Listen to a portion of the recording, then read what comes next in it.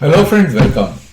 Friends, after a long time I am doing another video on how to become more efficient in processing files so that you can do all your visualization work yourself rather than depending on others.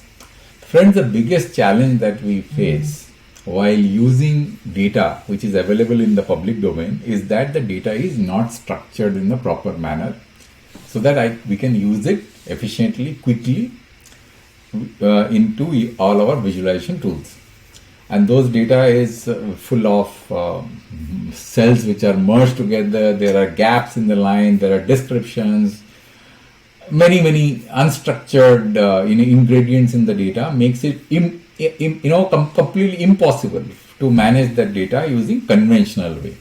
So friends, what I am going to do today is I am going to take you through in an example as to how to convert a sheet which is right in front of your screen on the left hand side, which is the manufacturer sectors index, the growth index, that the IIP, right? I'm just giving you as an example, right? It may not be of any use to you, just to give you an example as to how to use this data. So if you look at this data, you'll find that this data is in 3 different tabs in the Excel sheet, right? So we have got 1993, 94 as base, and then we have got 2004, 2005 as base, and then 2011 and 12 as base. And you will find that there are blocks of data which are embedded in an Excel sheet, and then you will find that then every block is having a description which is in a separate line, and then there are gaps here and there, you see. So this is the way the data has been structured. Now tell me, can you process this data in any way? Because this data is not in a form that can be used in a visualization tool. Even if you upload this data into any of the AI tool like ChatGPT or Copilot, they will not be able to make any sense out of this data. I have tried many times and I have failed miserably. Okay, it does not work. So what you need to do, you need to convert this data in this form. Like you see, there are 4 columns. Then we have got index. So this index is in one of the column. The product type is another column. The weight has been extracted out and put in the 3rd column. Then the date, which is the end of the month of date, has been put in the 5th column. And then we have the weighted average index, which is in the 6th column. Now, you don't have to understand, what is this weighted average means, because this particular video I'm going to take you through how to convert this in this form. Because once you have this in this form, then it becomes very easy. Then you just upload this into Tableau or any kind of tool that you want to use, Plotly or anything. It will be able to give you all kinds of visualization that you need because this is the way the data is generally structured and fed into various visualization tools, right? So you have got the header and then you have got various columns with description of the items, which in each of this description is embedded in a particular column with a column which includes the value of the item which needs to be displayed, right? So let's do that. So let's go into the Python code how to convert this into that particular form. So what I've done is that I'm going to show you step by step how to do it. So just importing simple libraries, pandas. Many people who are doing visualization work or data analysis work knows panda, numpy, everybody knows numpy, then datetime, and then I'm going to use another library called OS in order to go into the directory where I have stored this file. So this is the directory folder path where the file is given. I'm going to read the file and I'm going to read the 3rd sheet, which is the most current sheet, which I showed you, right? This is the sheet which I showed you here. You see the 3rd sheet. So I'm reading the 3rd sheet, right? Rather than reading all the sheets. And then when I run this, you will find that this is going to be the output. See? So let's understand the principle. Let's not memorize the code, because once you understand the principle, even if you don't know the code, just go to ChatGPT and ask ChatGPT to write a code for you. It will do it very well. But if you don't even know what to do, ChatGPT will not help you. Okay. So let's understand the principles which are involved in processing this data. So let's do that. Okay. So first thing that you need to do is you need to eliminate all the columns with null, and there are columns. So don't eliminate columns with only 1 null or 2 nulls, because it will kill the column. For example, the food product weight, this column which is in the index 2, this has got many nulls, but there is only one value, which is food product weight 5.3. you cannot kill this row, because if you kill this row, then this description is going to get eliminated and you will be left with nothing. You need this, and you need to make all those things automated, because as long as the structure of the file is not changed, you can simply run the same code and get the output as I described to you. So let's do that. So first you kill all the columns and the rows which are completely with null. So what do you do that? You simply use a simple command dr drop na, and then you say access is equal to 1, and then I say how is equal to all, right? So this will kill the columns which are vertical in nature with all null, and then just to make sure that there are no horizontal columns with all null, so you repeat the same thing, just copy the command here and then simply say v, and then you just make the access to 0, okay, and then say press enter. So now you have all the columns which are horizontal and vertical with nulls gone, right? Then store this into the same data frame, because you don't need the earlier data frame, so it is stored here. So now you have a fresh data frame df with no nulls, right? Wherever there are nulls which will have at least one item in that particular row, it can be a numerical value or a text or anything, which will also get killed, as I'll show you, as you proceed in this analysis, in this video. So let's now go to the next step. What is the next step?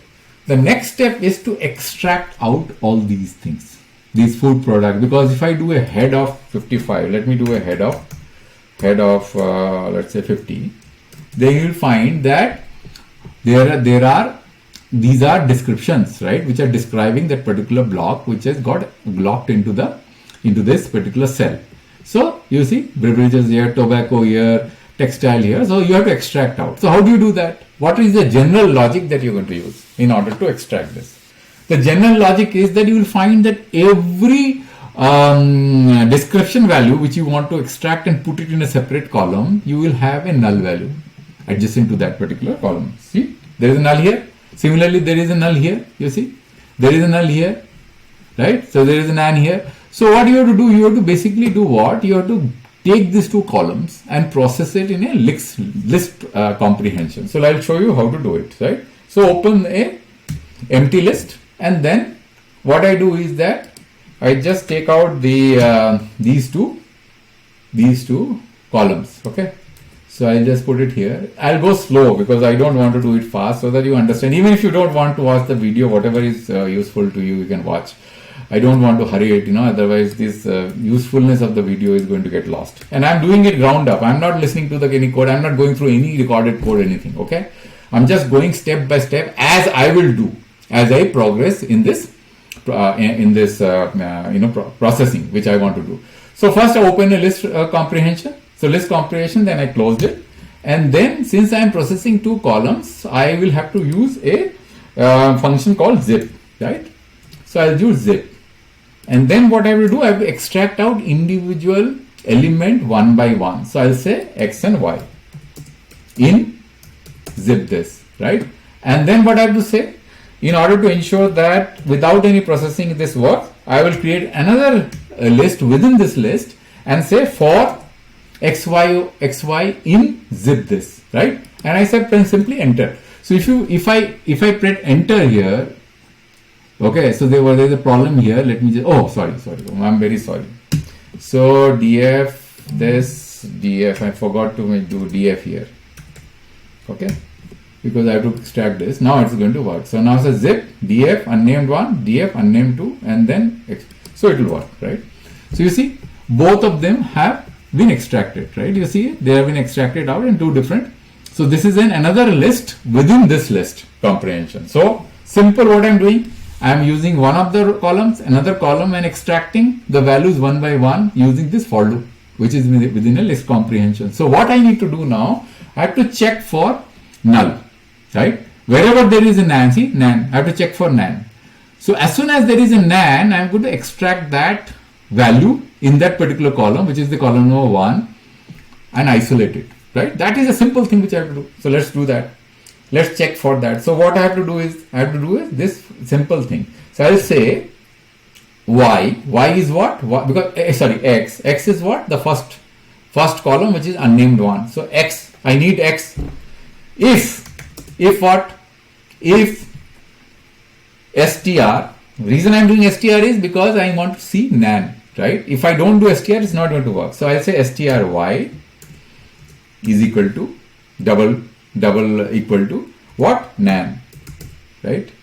Okay. Then else what? Else what you want?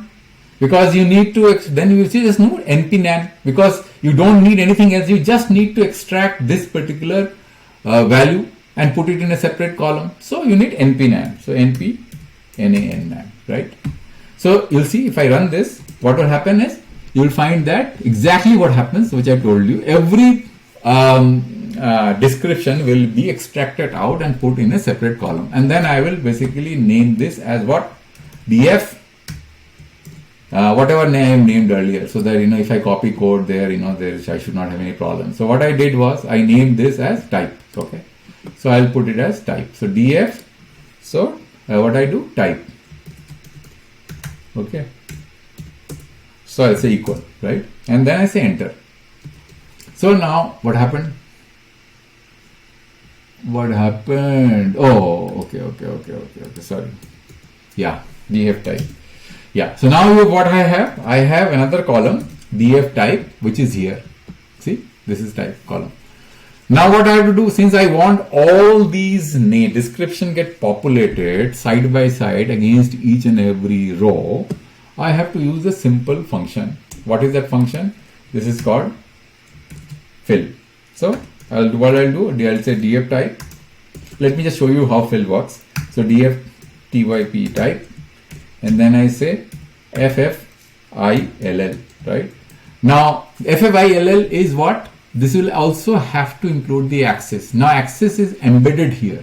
You can do row wise, like you can basically do fill row wise as well as column wise. So when you just if you do not put anything inside it, it will assume that you are doing a column wise fill. So if I say enter, you will see that this will basically get filled up.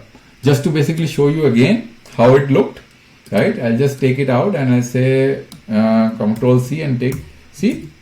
So these values all nan, right? Now if I do Control V, and you'll say it will get filled up. Now you can basically store this in type. So this type column, which only had one row or one value in one of the cell, will now have values in all the cells. Now you look, if I look at the data frame, now data frame has one type column and one column which has got the financial year and another column which is the month, right? This is what, another row which has the month. We have to extract this and then convert it into column. We'll do later. Now what we have got two different columns which have to be held tight. Rest of the columns now have to be converted into, rest of the rows have to be converted into columns, right? Which are these unnamed, from unnamed 2 to unnamed 13. These are the columns which are now have to be pivoted or it have to be converted so that they are twisted back in a manner that we want the data frame to look like what we had envisaged here in the beginning, like this, right? Vertical. These are horizontal, you have to convert it into vertical, right? So let's do that now. So what we have to do now, in order to do that, we have to kill all the rows with null. Now, how do we do that?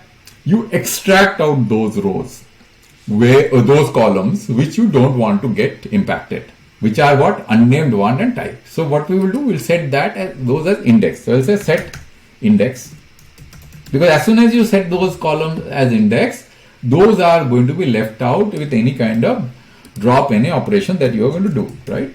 So here it is, and then I'll say type, the type here, and I say, so df set index, what happens? df unnamed one set index, closing parenthesis do not match. Okay, here is one column missing. Okay, oh my god, what is the problem? Set index, I'm sorry. Okay, here it is. Okay, so now you see unnamed one and type has been extracted out there as index, right? Now what do you do? Now you kill all these rows which have null. So I'll simply do drop NA, and axis is equal to 0, because 0 means because we want to perform this with against rows, and how is equal to all, because you really don't know, maybe there are some data which is available, those rows should not get killed, so I'll say all. Okay, now see, it looks much cleaner now. So all the nulls have been removed. So then store this as a data frame. Okay, now you have the data frame which looks something like this. Now what you have to do? Now you have to convert these data frames and give the columns their respective names. So how do we do that? We know that the columns have to be given the names which are the names of the month. So I will do a simple, very simple calculation, a simple computation here, or a formula here, which will be df.column is equal to what? df dot iloc. Then we need the first row, so I'll say 0, and then I'll say all the columns, and then I say enter. Now what will happen is, you will find that all the unnamed columns names have gone, and now you have the names have been replaced by the month names which you actually want. Now the next step is what? Next step is to basically get rid of these headings, because these headings are unnecessary completely, and also you have to get, because if I show you the head, and if you see head, let's do 50, and you will find that there are many places where you have got year, month, these headings have to be removed. Once you remove these headings, the rows with these values, then these are going to also get eliminated along with that, right? You see?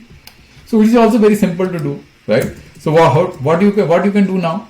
First of all, you take out you reset index. You convert this into first. Let me do reset index. Reset index. So that the index is now removed, and we can now work on the respective columns for the operation. Right.